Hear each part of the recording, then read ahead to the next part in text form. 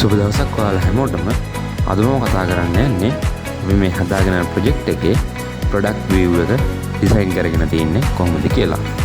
මුලින්ම අපි බලමු buyer කෙනෙක්ට අපේ ප්‍රොඩක්ට් view එක ඩිස්ප්ලේ වෙන්නේ කොහොමද කියලා. හරි.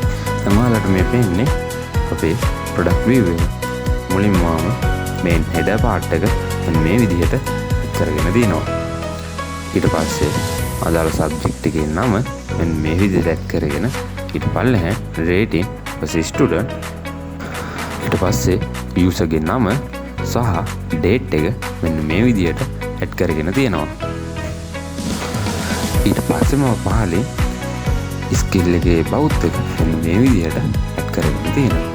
ඊට පස්සේ අදාළ සබ්ජෙක්ට් එකට ඉන්ක්ලූඩ් වෙලා තියෙන ටික මෙතනින් ඇඩ් කරගෙන තියෙනවා.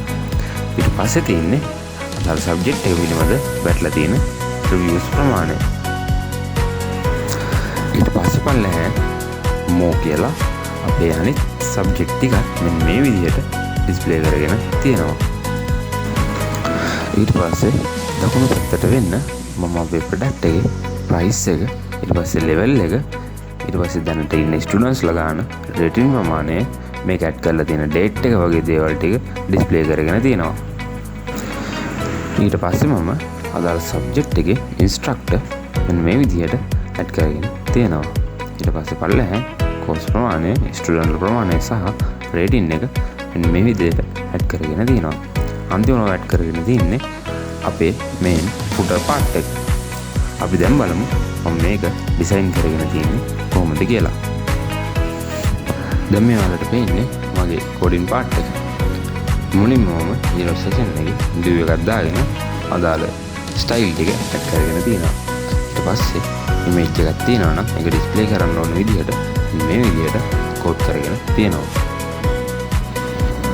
මේ කෝඩ් ටිකෙන් මම කරගෙන තියන්නේ අර අපේ උඩින්ම තිබ්බ රේටින් එක, ස්ටුඩන්ට් සංඛ්‍යාව සහ මේකේ ඉන්ස්ට්‍රක්ටර් සහ මේක ඇඩ් කරපු ඩේට් එක මෙන්න මේ විදිහට ඩිස්ප්ලේ කරගන්න එක. ඊට පස්සේ මම කරගෙන තියන්නේ මේන් කන්ටෙන්ට් එක යටතේ ඩිස්ක්‍රිප්ෂන් එක සෙට් කරගෙන තියෙන එක. ඒ වගේම ඉන්ක්ලූඩඩ් පාර්ට් එක සහ රිවිව් පාර්ට් එක මෙන්න මේ විදිහට මම ඩිසයින් කරගෙන තියෙනවා. ඊට පස්සේ more option එක යටතේ අපේ database එකේ තියෙන අනිත් සබ්ජෙක්ට් එකේ ඒ වගේ image URL එක මෙන්න මේ විදිහට ඩිස්ප්ලේ වෙන එක මම හදාගෙන තියෙනවා.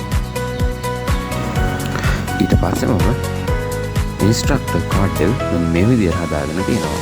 මුලින්ම ඉන්ස්ට්‍රක්ටර් ගේ නම යන විදිහට මෙන්න මේ කෝඩ් එකෙන් මම හදාගෙන තියෙනවා.